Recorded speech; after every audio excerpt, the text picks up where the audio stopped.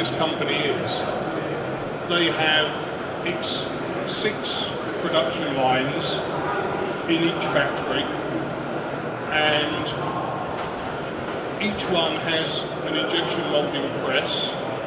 They're producing 3,000 of these closures an hour on the smallest production line, and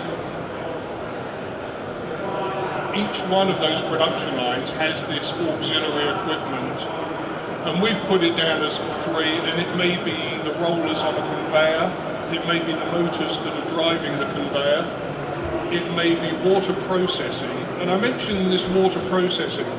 There's lots of regulation about the temperature of water you can expel from your factory. There was an article a few years ago about a company that was expelling hot water into a local river and killing the ecosystem of that river.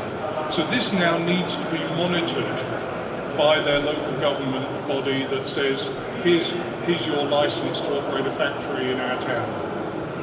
So you must look at this, and it's not only for the safety of the machine.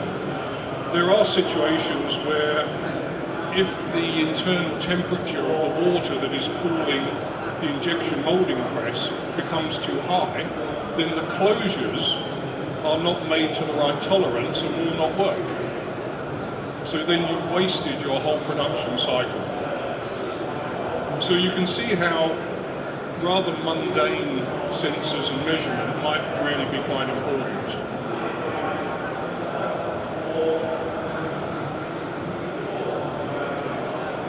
So what did we do with this company? And I'll declare that they were known to us when we set our business up, and they were helpful and friendly. But also they're a reasonable sized company, and they shared with us the sort of things they were worried about in getting started with IoT. So we said, well, we can help you, and we should focus on just one production line. And how do we measure the systems that are important to you? So what is it that production line is doing, and what is it that causes you problems? So unplanned outages certainly was their biggest issue. Not knowing when issues were starting to happen. So was that motor vibrating more than it should? And actually, how do we know how much it's supposed to vibrate? How do we measure that kind of information and then make some decisions based on it going out of tolerance? So we focus very much on off-the-shelf equipment and the existing auxiliary systems that they have in place.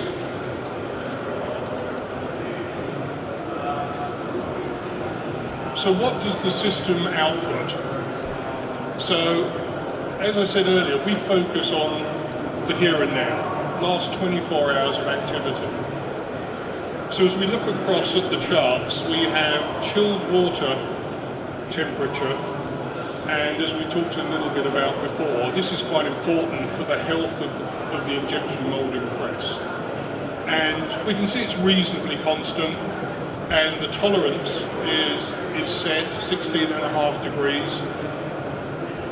If that starts to go hotter, then we would set up an alert with them to say, this is outside of the tolerances that you've set. The other measures are to do with the pump motor, and that's temperature and vibration. And the two parts, of course, to vibration, accelerometer, and if I could read my notes, I'd tell you the other one, velocity. So we measure both of those two things with a single sensor. So as you can see, this is a reasonably simple setup. The graphs are driven from an influx DB database that is on site, and it's at a small level today, but is very scalable to be much larger.